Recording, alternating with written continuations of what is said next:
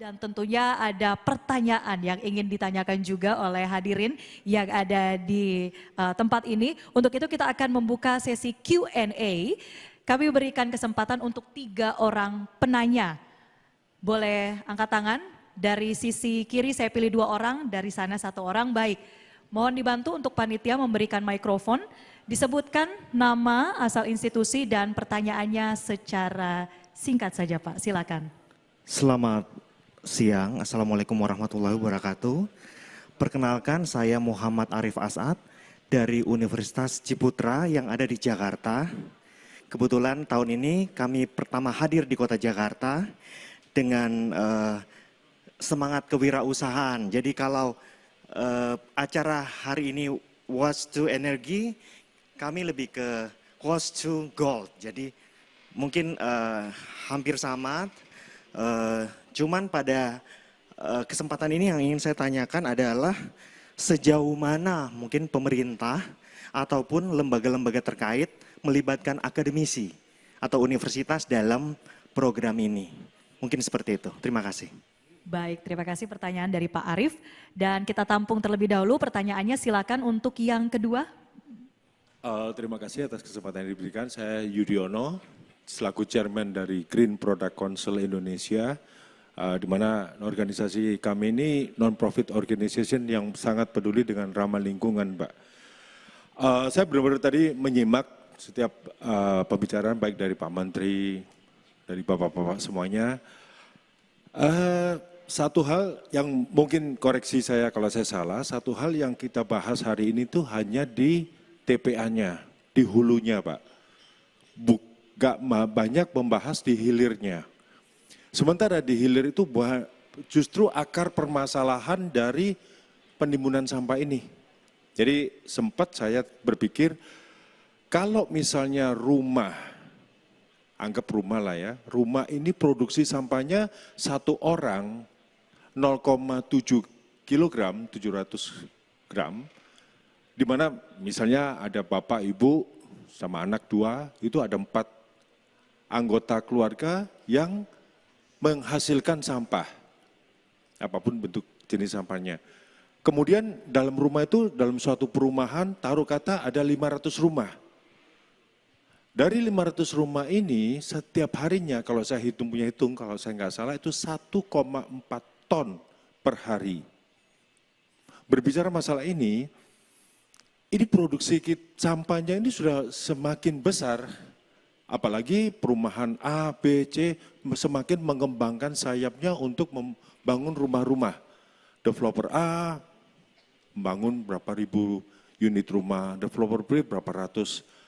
Nah, produksi sampah ini akan menjadi bertambah dan bertambah. Kalau menurut boleh memberikan satu masukan, kita solusinya itu dari hilir juga gitu Pak. Misalnya sampah dibagi lagi anorganik sama organik. Termasuk pengangkutannya. Di tempat saya tinggal itu sudah dibagi. Tapi truk datang, ambil semua dijadiin satu.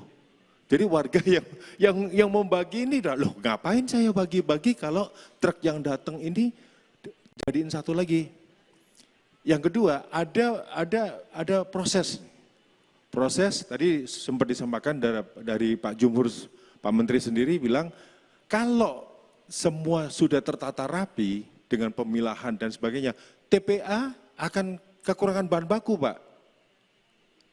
Nah, untuk supaya investor-investor ini mencari bahan baku, mereka akan justru mendatangi para rumah-rumah, para penghasil-penghasil sampah ini dengan segala kemampuannya untuk ngambil bahan baku. Saat ini nggak ada upaya untuk itu. Kalau misalnya TPA sekarang yang diributkan TPA kurang, TPA penuh, bahkan sempat beberapa waktu lalu di Cikupa di stop, tidak bisa terima lagi, bahkan Jatiwaringin kemarin kebakaran dan sebagainya.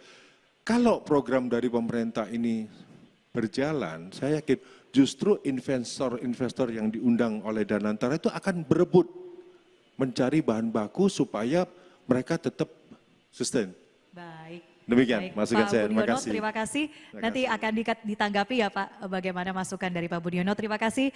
Dan kita ke penanya yang ketiga, tadi di sisi kanan panggung, mohon dibantu mikrofon dari panitia, silakan menyebutkan nama, asal institusi, dan pertanyaannya ditujukan kepada siapa, kemudian isinya. Selamat pagi, perkenalkan nama saya Rafa dari Waste RJ. Kita perusahaan yang sedang membangun circular ecosystem for electronic waste, e-waste di Indonesia, from education, reverse logistics, digital traceability, and also paling penting material recovery infrastructure, scalable infrastructure for critical metals recovery. Thank you for the insightful session Pak tentang waste to energy. Kita juga sangat excited mengenai solusi ini yang akan dijalankan oleh Indonesia. Namun di pemahaman kami Pak, tadi Pak Jumhur juga sempat mention bahwa circular economy ini setiap jenis sampah itu seharusnya diarahkan kepada pemanfaatan dengan nilai tertingginya. Tadi sempat juga di-mention pyrolysis oleh Pak Wali Kota, dan kami di e-waste yang kami kerjakan setiap hari itu mengandung emas, perak, tembaga, nikel, dan berbagai macam material kritis lainnya. Yang dimana kalau masuk ke waste to energy malah jadi beresiko untuk kehilangan sumber daya strategis yang sebenarnya dapat dipulihkan. So my question is, apakah pemerintah telah menyiapkan roadmap ataupun memastikan bahwa pemilahan sampah ini itu dapat disalurkan kepada infrastruktur yang benar gitu agar value-nya bisa diekstrak secara maksimal. Apakah ada program dari pemerintah, Danantara ataupun BUMN yang memang dapat mendukung private sector, swasta untuk menjalankan program seperti ini. Agar nanti pengelolaan e-waste dapat berkembang sebagai bagian strategi dari circular economy nasional kita. Terima kasih Pak. Baik, terima kasih atas pertanyaannya. Kita berikan tepuk tangan untuk pertanyaan dan juga respon dari Bapak Ibu sekalian. Baik, saya berikan kesempatan untuk Pak Menteri, Pak Jumhur terlebih dahulu menjawab. Ini ada 3 poin ya Pak. Yang pertama, sejauh mana PSEL atau Waste to Energy ini sudah melibatkan akademisi? Ya, mungkin itu dulu gini ya, jawab Pak. Akademisi tidak terbatas pada soal PSEL tentunya. Masalah lingkungan hidup itu sangat padat sekali ilmu akademiknya. Jadi sahabat-sahabat kita tuh hampir semua universitas Pak. Bahkan hampir semua universitas punya namanya pusat studi lingkungan hidup. Dan itu menjadi partner kita untuk pembuatan AMDAL dan sebagainya. Jadi soal itu nggak usah dikhawatiri. Nah, soal PSEL ini tentunya kan satu teknologi. Dan teknologi ini dari luar lah, dari manapun. Tapi kalau yang buatan dalam negeri sendiri, itu kita ada dari ITB, dari berbagai kampus yang mereka buat, itu kita selamat datangi gitu.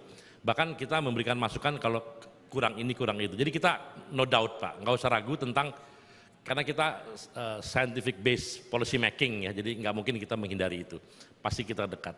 Jadi oke, no worry Pak, kita bisa kolaborasi jelas. Nah, Pak Judiono, hulu hilir, saya rasa ini kita mengerjakan dua-duanya ya. Jadi di hulu tadi soal pemilahan sampah, hilir tadi soal PSEL, RDF, pirolisis dan sebagainya, itu paralel aja kita kerjain.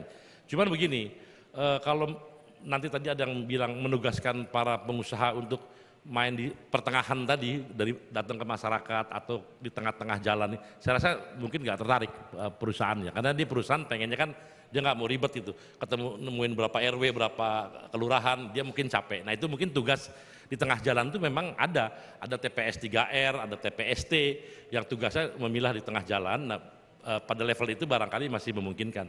Bahkan kalau PSEL kan pengennya di ujung aja, pokoknya nyampe ke gue 1000 ton, kalau enggak ya lo bisa didenda kan gitu. Jadi saya rasa itu biarkan saja ekosistem berjalan dengan sempurna. Karena gini, di tengah jalan ada yang recycle, ada yang reuse.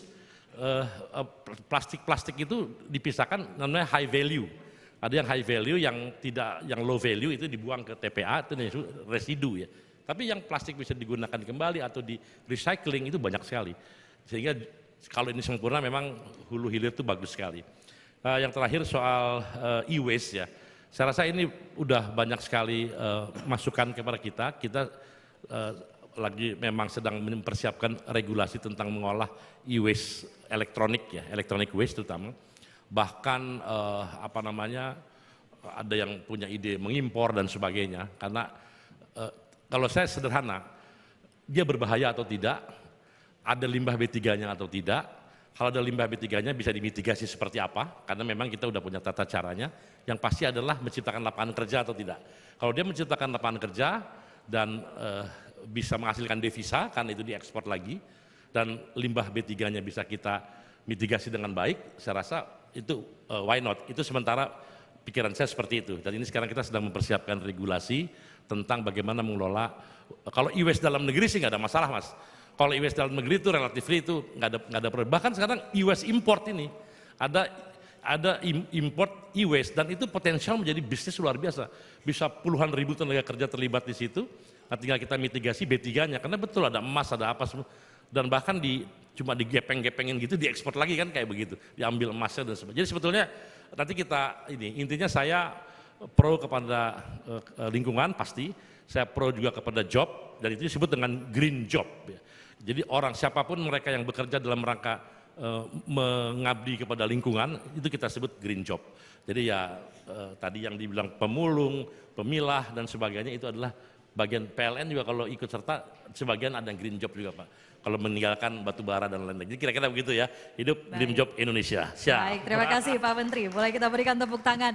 Mungkin Pak Pandu dari Danantara juga bisa menjawab, Pak, ini terkait dengan pelibatan akademisi atau mungkin expert ya Pak dalam persiapan PSEL, dan juga Pak melihat potensi dari e-waste. Silakan. Ya, kita tadi dua-duanya memang dari awal, karena ini bukan soal perhitungan komersial.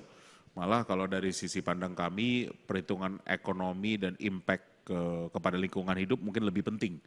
Commerciality penting, tapi not the most important one lah kalau menurut kami. Jadi memang karena problem statementnya adalah bagaimana mengatasi masalah lingkungan hidup yang berada dari sisi waste ini bisa kita terjemahkan dalam bentuk public-private partnership. Makanya ini sekarang timbul namanya waste to energy. Ini kan satu, tadi kalau Pak Menko bilang ada 4 kan, sebenarnya solusi yang ada. Jadi memang dari awal, baik dari sisi akademis, expert, pun kita datengin untuk bisa menunjukkan mana nih, apakah impact-impactnya dari misalnya CO2 safe itu jadi karbon karbon kredit ya nanti mungkin ada dari sisi penciptaan tenaga kerja tapi skilled labor. Jadi itu juga bagaimana upskilling skilled labor yang ada, dan juga ada beberapa hal lain yang kita masukin di luar misalnya perhitungan komersial ya. Tentu tadi yang soal electronic waste or e-waste itu sudah lama kami tahu, memang di sini kita hanya fokus on one thing. Jadi kita bilang kita fokus dulu lakukan satu hal baik. Nanti tentu soal e-waste nanti kami serahkan balik ke pemerintah, apabila nanti pemerintah ingin misalnya Danantara juga ikut bantu atau apa, nanti tentu kita jadi pelaksana aja Pak. Tapi tentu hal seperti itu sudah cukup dikenal di market, tadi Pak Menteri juga sudah sempat sebut, ada juga kemungkinan buat import dikelola di sini untuk menciptakan lapangan kerja, ini semua menurut saya sih hal-hal yang baik ya, karena memang untuk bisnis e-waste itu yang saya tahu memang perlu skala yang besar to make it economical. Jadi kalau skala kecil itu sangat susah Pak, karena teknologinya ada dan payback-nya itu long term. Hal-hal seperti ini. Jadi itu juga mengikuti kan bilang nanti byproduct-nya ada critical mineral lah bahasanya kan gitu kan, atau rare earths bahasanya kan kayak gitu-gitu. Tapi ya itu takes a long time. Makanya skala tuh menjadi penting, makanya ada keinginan untuk para pengusaha-pengusaha asing malah pengen masuk ke sini. Karena pengen disentralisasi di satu negara. Jadi itu ya mungkin hokinya kita lah. Tapi itu kami serahkan balik ke pemerintah. Baik, kita nantikan begitu ya kolaborasi kerjasama berikutnya soal e-waste. Nah sekarang saya mungkin dari Kepala Daerah, dari Pak Dedi untuk menjawab soal bagaimana integrasi pengolahan sampah dari hulu Pak, dari timbulan sampah rumah tangga mungkin. Strategi di Bogor, silakan. Ya, di Bogor itu ada kurang lebih 200 bank sampah. Kemudian ada sekitar 20-an TPS 3R. Memang langkah ini kan kita upayakan sudah lama, bagaimana mengedukasi masyarakat, sampah harusnya sudah bisa selesai dari rumah. Ya, kemudian ada semacam off-takernya di masing-masing wilayah. Dan memang di Bogor itu kami juga buat satu unit kerja di bawah Dinas LH namanya Basiba, itu yang nanti akan menyalurkan sampah-sampah yang sudah terpilah, ada lagi nanti penampung yang bisa menghasilkan nilai ekonomi dari masing-masing jenis sampah yang dikumpulkan di masyarakat. Tetapi skalanya nggak keburu Mbak. Kan 1.000 ton sampah itu timbulan hariannya.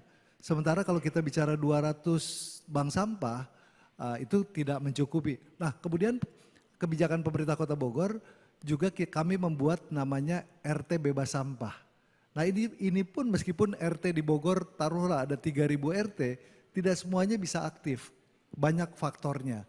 Namun demikian kami optimis dengan PCL ini adalah jawabannya. Tinggal yang paling penting tadi kalau Pak Jumhur sampaikan ada apa green job ya. Saya melihat juga sebetulnya kan semua ini keterlibatannya sudah banyak. Hanya memang harus dikasih label yang benar. Mungkin kayak yang namanya pemulung itu taruhlah kita namakan apa mitra hijau gitu kan. Mitra hijau Indonesia. Nah semuanya ini akan bergerak secara bersamaan. Nah dari mulai RT, dari rumah tangga, RT, RW, TPS 3R, bank sampah semuanya ikut. Pemulungnya juga sebagai off taker di level tadi rumah tangga kan harus ada yang beli kan. Nah itu juga harus kita kasih label dan harus menjadi mitra strategis dari kementerian dan Danantara dalam konteks ini. Nah itu tinggal kemudian kita selaraskan dengan kebijakan umum pemerintah daerah. Di Bogor kami punya Perda RPJP 2025-2045. Ujung-ujungnya apa sih?